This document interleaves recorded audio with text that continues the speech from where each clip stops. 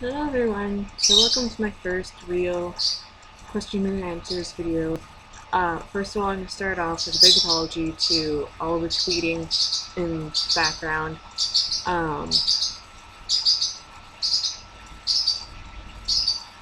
There's birds. So, I'm going to have to try to talk a little bit of. Okay, so I'm going to get straight into the questions now, and I'm going to start off with some questions. I got several from Gummo13. These are all off of Tumblr. Gummo13. I'm going to put links to everybody's Tumblr in the description box if you want to go check them out, because you should, because they're really awesome people. So, his first question was, what musician would you like, or sorry, would you want to resurrect to have tea with? Now, when he first asked me this, I was kind of stumped because most musicians that I'm into are still alive. But then it dawned on me that, like, first of all, I was an idiot for not thinking of this immediately. But the one musician that I would love to resurrect to have tea with is the godly, the legend, Ronnie James Dio. I think that would be awesome to sit down, just fucking chill with that magnificent fucking dude and have tea. And then listen to metal.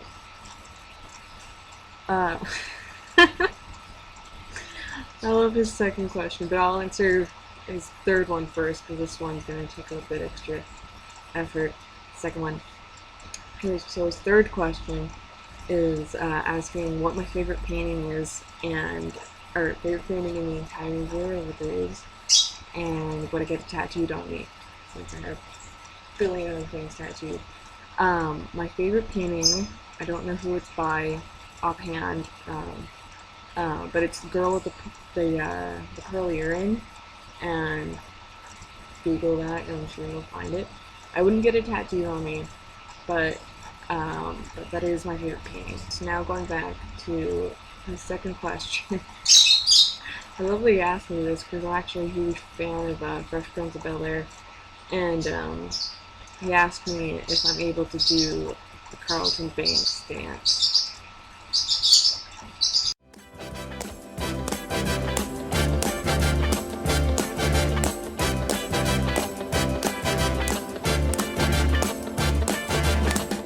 It's not unusual to be loved by anyone. It's not unusual to have fun with anyone. But when I see you hanging up... Well, that was my best attempt at it. It's a lot harder than it looks. So I hope you enjoyed that bit of lunacy. Thank you, Gummo13, for making me do that. So, now my next question that I received was from Izzy.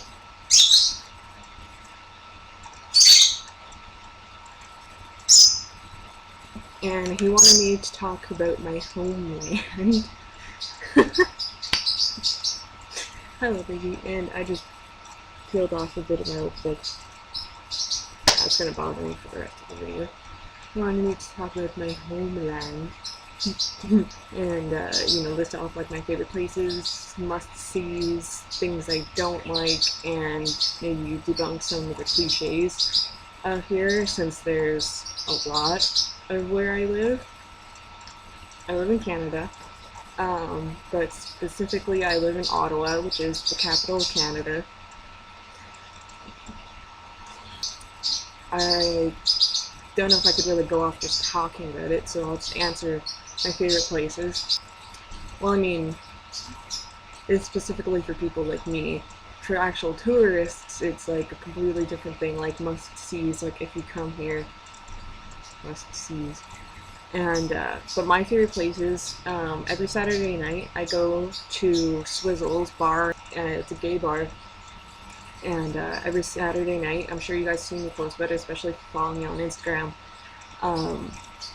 called, they hold a thing there on Saturday nights called Death Disco, which is pretty much just like a night of industrial goth music. Carlton is pretty, like, the bar itself is pretty small, so the people that go there, there's usually a pretty, like, set group of people that go there as, like, the regulars. But occasionally you see some new faces, but either way, I like going there because there's familiar people, it's good tunes, booze, like, beer's cheap, so there's that, and that's pretty much downtown. And then my other favorite bar is the Dominion Tavern, but people just call it the Dom because we're lazy. It's technically it's a normal bar, but it's more of a punk bar at this point in time. I mean, the doorman is a punk, the bartender is a punk, most of the people that go in are punks. So there's that. Let's give one more favorite place. I don't know, man. I can't think of any other ones off the top of my head because I really don't go out of my apartment all that much. I guess tattoo parlors. Must-sees.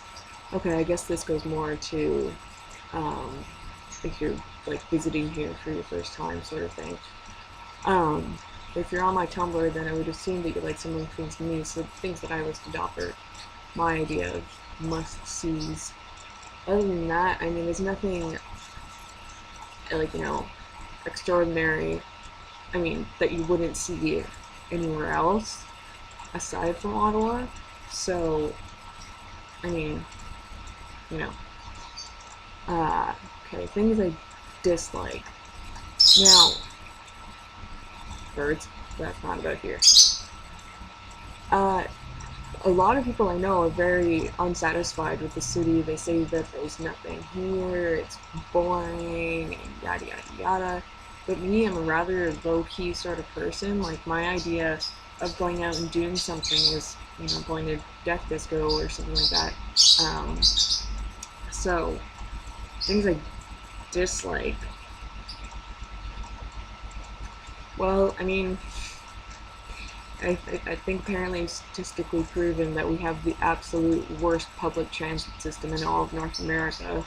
So, there's that. Or no, maybe it's not North America, it's just Canada.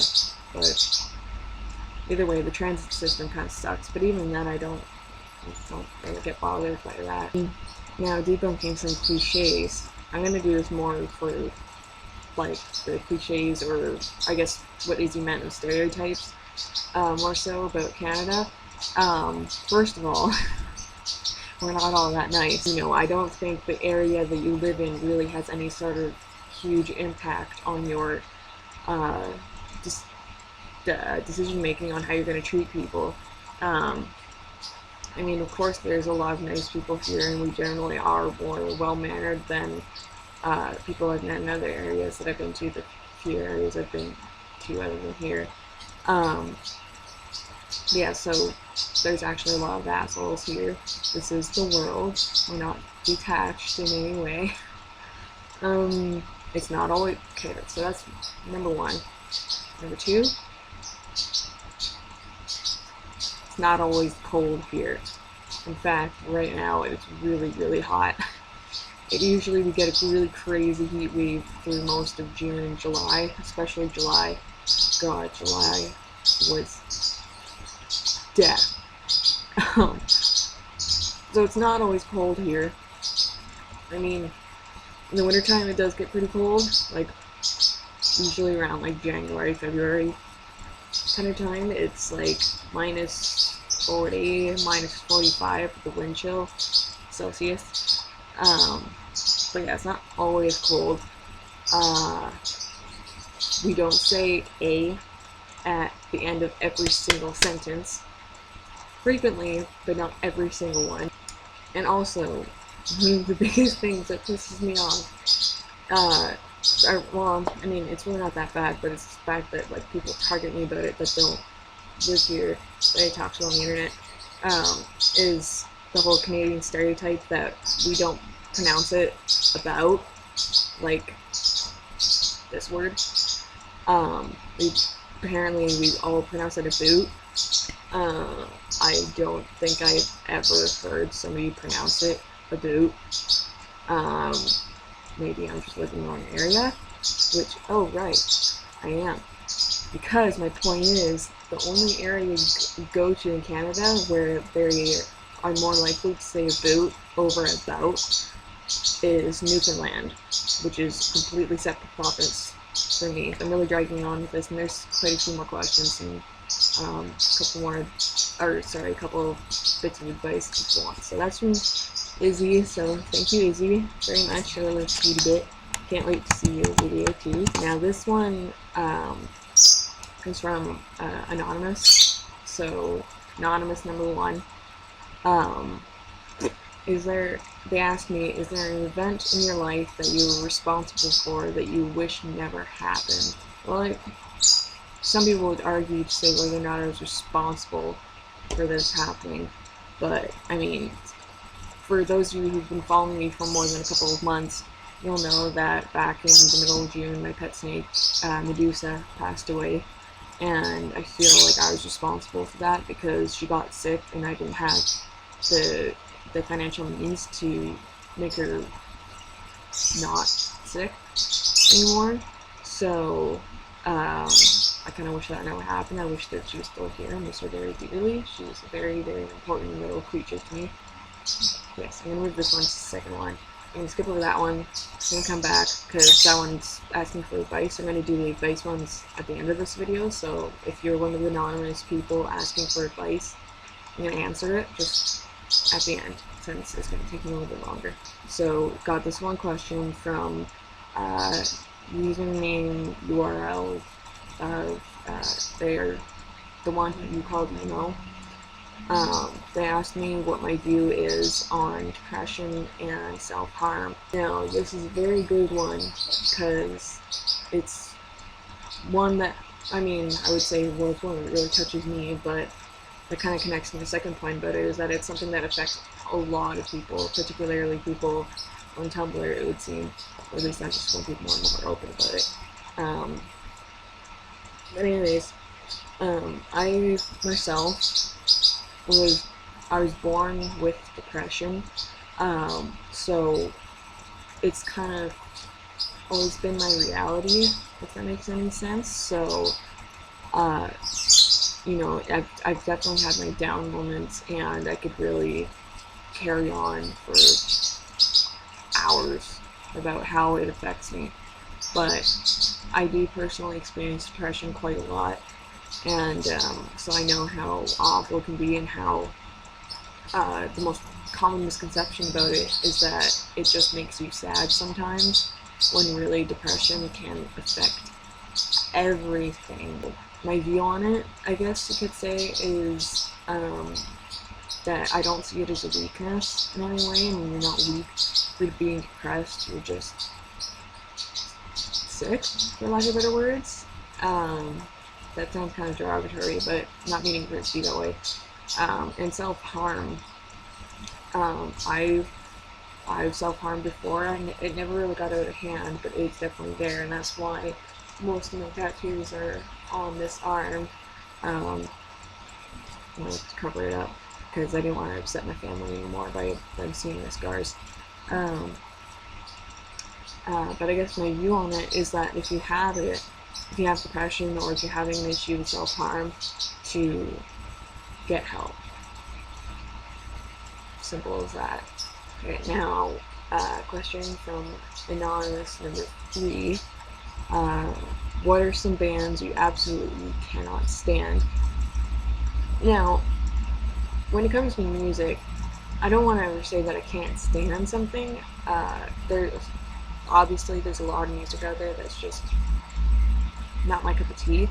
Like, particularly like certain genres. Like, I'm not really into rap, I'm not into hip-hop, I'm not into most pop music or anything like that, but for the most part, I'll, give the music a listen to then, really decide if I don't like it or not.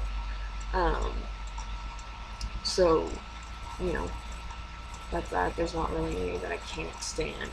It's just not my cup of tea. URL, I really hope I'm pronouncing this right. I'll spell it out if I'm not. Retox, or retox? Spell R-E-T-O-X-X. Okay, now the next question is from URL. I really hope I'm pronouncing this right. I'll spell it out if I'm not. Retox or retox. Spell R-E-T-O-X-X. And then you'll see the description box. When did you first start modifying your body? I guess, aka tattoos and piercings and whatnot. Also, you're really pretty. I got my first piercing when I was 16, I think. It was my center of that piercing there. And then my first tattoo was February 2010. Anonymous number 4. Why did Lucifer spawn such a magnificent woman like you?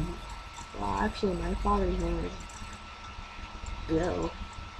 I'm gonna go back to these 2 anonymous people that asked for advice on things and not just simple questions. So the first anonymous asked me, or rather said, I need advice. My girlfriend and I have reached a low point in our sex lives. She has given me a free pass to have sex with someone else. Sure. Sure enough, I find a very attractive girl, hotter than my girlfriend. Should I sleep with her? Now, this whole free pass thing, it really depends on what your girlfriend is like.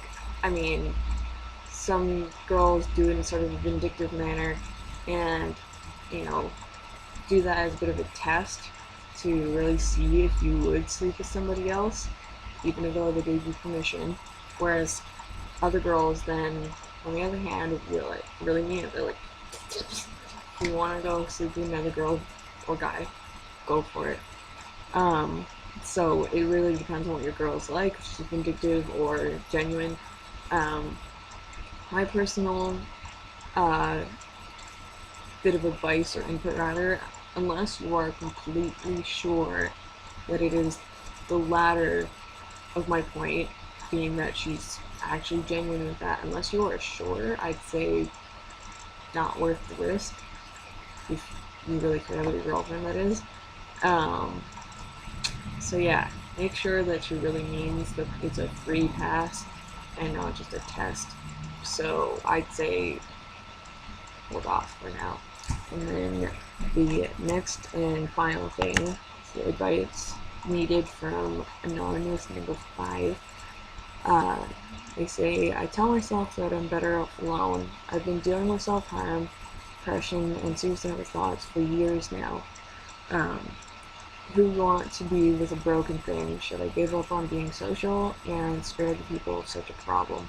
First of all, I'm really sorry to hear that you're dealing with such awful things. It is in no way easy, but know that it's something that a lot of people go through, especially in their teenage years. I don't know how old you are, but you know, if you are younger, it is normal, and even if you're not younger, it is still normal to be a depressed person. But my advice is, you know, for the whole should I give up on being social thing? No, that is the last thing you should do. Never give up on being social, because if you detach yourself from the world, if you isolate yourself, that is only going to perpetuate the feelings of depression, self-harm, need for self-harm, and your suicidal thoughts, because that's all you're around then is your depressive thoughts and your suicidal thoughts. So you need to be around people, you need socialites. And don't be wary of asking for help. There's nothing wrong with that. It's not pathetic. You're not going to be annoying people. If anything, I'm sure that your friends and loved ones would be happy to know that you feel comfortable asking them for help. You wouldn't be sparing people of a problem by isolating yourself from them. In fact, I've had friends do that before, where they've kind of disappeared for a while, and then I've later found out that they were actually really, really depressed, and I felt awful, because a part of me was going, wow, like they were going through all this and they didn't feel comfortable coming to me with it. I really wanted to help them, sort of thing, because that's just it, is that when you're suffering from depression in particular, it can really make us feel extremely insecure, feel like we're annoying everybody and nobody cares or nobody will understand. And all of those things, all three of those things are complete bullshit. That's just the depression talking, depression trying to bring you down. People care, people can relate, and people want to help. We're not annoying them. So do not stop being social. Do not spare people with a problem. Ask for help. Reach out. Make yourself healthier, because it is totally possible to get out of depression, to stop self-harming. I did it myself. Like I said, I had a few self-harm scars, and I stopped it, and I started getting help for my depression, which has made my life so much easier. I started getting help several years ago, and it's already, made me a bit better. Of course, it's a long journey to get better, or rather, get a deeper hold, stronger hold on your mental health. It is definitely a long road, but it is worth it, is the thing. So that is my message to this anonymous person and to everyone out there, really, to get help if you're feeling thoughts of suicide, or feeling you need to cut yourself, harm yourself, burn yourself in any way. Get help, because you need it. You don't deserve to be feeling those things. You deserve a better life. Okay, everyone, so that is it for the questions. And first of all, I really appreciate you guys sending me questions. I enjoyed myself, and I hope you also enjoyed my very failed attempt at getting Carlton bandstands. It's funny, because before making this, I was watching YouTube videos of him doing it just to make sure that I got down like what he was doing, and I still didn't do very well. So I tried, therefore nobody can criticize me. So that's that. If you guys want me to do another one of these in the future, I will certainly do that if I get the questions. And yeah, you guys enjoy your day, morning, evening, night, whatever time it is for you, and catch you guys in the next video.